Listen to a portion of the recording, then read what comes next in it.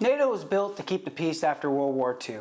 It was a shield against Soviet aggression, a collective defense pact. It was a pillar of the Western world. But today, it's not what it was supposed to be. It's a bloated bureaucracy, weighed down by indecision, and paid for almost entirely by the United States. And now Trump is doing what nobody else would. He's calling the bluff. Pay your share or the U.S. steps back. In this video, we're going to break down Trump's 2025 ultimatum to NATO. We'll look at how Europe is reacting, how the alliance is evolving under pressure, and what this means for the future of American power. This isn't about isolation, it's about leverage. Don't forget to like and subscribe for more hard-hitting geopolitical analysis. And if you really want to support the channel, check out the links in the description below. The NATO problem. Let's be honest, NATO hasn't functioned as an equal alliance in decades. It's not a circle of peers, it's America and then everyone else following. The United States provides the backbone, the troops, the logistics, the satellites, the nuclear umbrella, the quick response forces, the global transport. Without America, NATO is just an acronym. And despite all of that, most NATO members have continued to underinvest in their own defense. Many still fall way below the 2% GDP defense spending they agreed to back in 2014.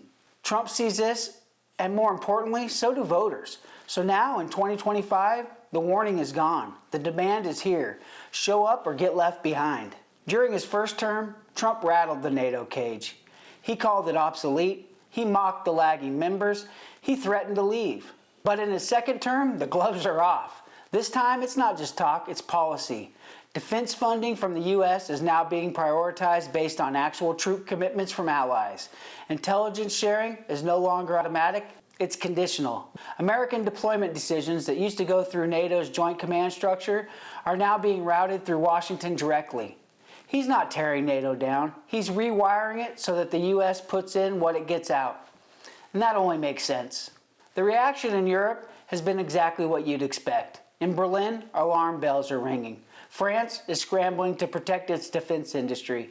Eastern European countries, especially Poland and the Baltics, are quietly holding meetings to plan for worst-case scenarios. For the first time in decades, the question isn't how does NATO deter Russia, it's what if NATO loses America?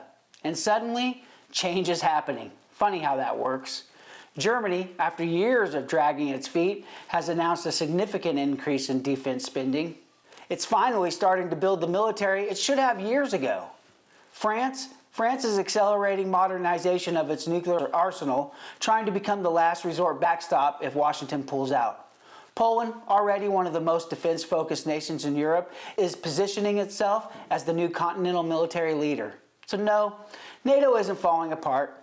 It's being shocked out of complacency. Here's the part people don't get, especially the pundits who scream about Trump abandoning the world. America doesn't need NATO. NATO needs America. The United States is energy independent, it has food security, it has oceans as natural defense buffers, its military has global reach without needing anyone else's permission, and if it wanted to, it could close off tomorrow and still outlast the rest of the world. Europe, on the other hand, is vulnerable. It depends on open trade, imported energy, and the American security umbrella it never had to pay for.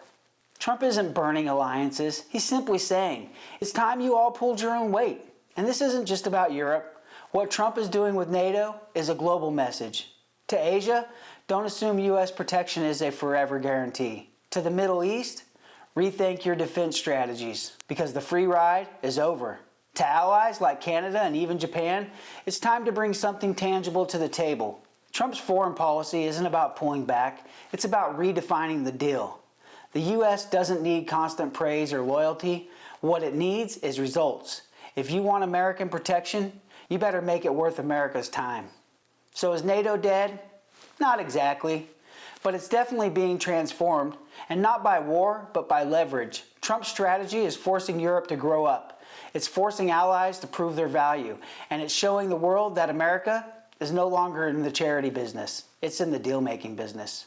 And if you think this NATO shift is bold, wait until you see what Trump is doing with China. That's what we're covering in our next video. Don't forget to like and subscribe. This is Frank for America's Geopolitics. See you next time.